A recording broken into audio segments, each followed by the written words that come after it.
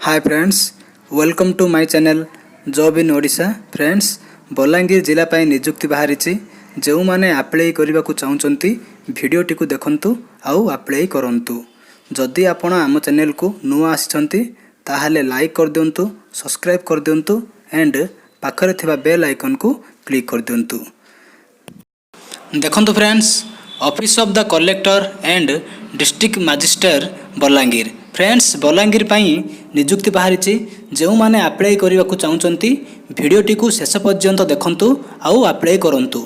भिडटी को शेष पर्यंत देखा द्वारा आपण मैंने जानीपारे आप्लाई करने क्वालिफिकेशन कौन दरकार, आपन को सैलरी केते मिलिबो, आप्लाई करिवार लास्ट डेट केबे आपण ए वीडियो जानीपारे। सेथिपाई भिडटी को शेष पर्यंत देखंतु friends, trainer graduate teacher arts पाई टोटाल 2टी पोस्ट बाहरी, एसटी पाई गोटे पोस्ट बाहरी एंड यूआर पाई गोटे पोस्ट बाहरी। Trainer graduate teacher science PCM पाई टोटाल 3टी पोस्ट बाहरी, एसटी पाई गोटे पोस्ट बाहरी एंड एससी पाई गोटे पोस्ट बाहरी। सेमिति friends, trainer graduate teacher science CBZ पाई टोटाल 2टी पोस्ट बाहरी, एसटी पाई गोटे पोस्ट बाहरी एंड एससी पाई गोटे पोस्ट बाहरी। बलांगीर पाई टोटाल 7टी पोस्ट बाहरी।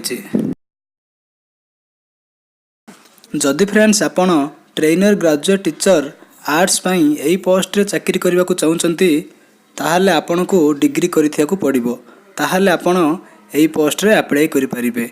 आपण आर्ट्स नहले कॉमर्स रे डिग्री करिथिले आपण एई पोस्ट पाई अप्लाई करि परिबे। आपणकर 50% थिबा को पड़िबो, ताहले अप्लाई करि परिबे। एससी एसटी पीडब्ल्यू एसबीसी पिला माननकु 45% जानिथिले सेमाने एई पोस्ट पाई अप्लाई करि परिबे। जदि आपण एई पोस्ट रे अप्लाई करबा को चाहउचंती ताहले बीडी करिथिया को पड़िबो, नहले 4 वर्ष बीए बीडी करिथिले मध्य आपण एई पोस्ट पाई अप्लाई करि परिबे। आपणकर बीए बीडी रे 50% मार्क आसीथिबा को पड़िबो। एससी एसटी पिला मानक पाई 45% आसीथिले सेमाने एई पोस्ट पाई अप्लाई करि परिबे। जदि फ्रेंड्स आपण trainer graduate teacher science PCM and trainer graduate teacher science CBZ AE post रे चाकरी करने को चाहते ताहले आपण को डिग्री करिथिया को पड़िबो, ताहले आपण एई पोस्ट पाई अप्लाई करि परिबे। आपण साइंस रे डिग्री करिथिया पड़ियो, नहले बीटेक बीई रे डिग्री करिथिले आपण एई पोस्ट पाई अप्लाई करि परिबे। आपणकर 50% आसीथिया को पड़िबो। एससी एसटी पिला मानकर 45% आसीथिले सेमाने एई पोस्ट पाई अप्लाई करि परिबे।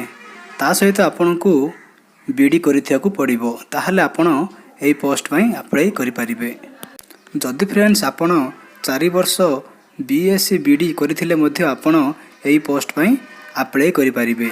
आपणकर बीएससी बीडी रे 50% मार्क आसीथिबा को पड़िबो, ताहले आपण अप्लाई करि परिबे।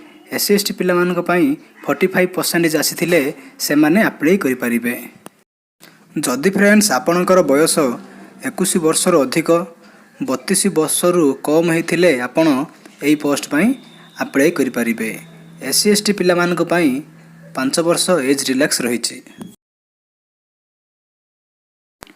जदि आपण ट्रेनर ग्रेजुएट टीचर आर्ट्स नहले ट्रेनर ग्रेजुएट टीचर साइंस एई 2टी पोस्ट रे चाकरी करिवे ताहले आपण को मासको सैलरी मिलिबो 16,880 टंका।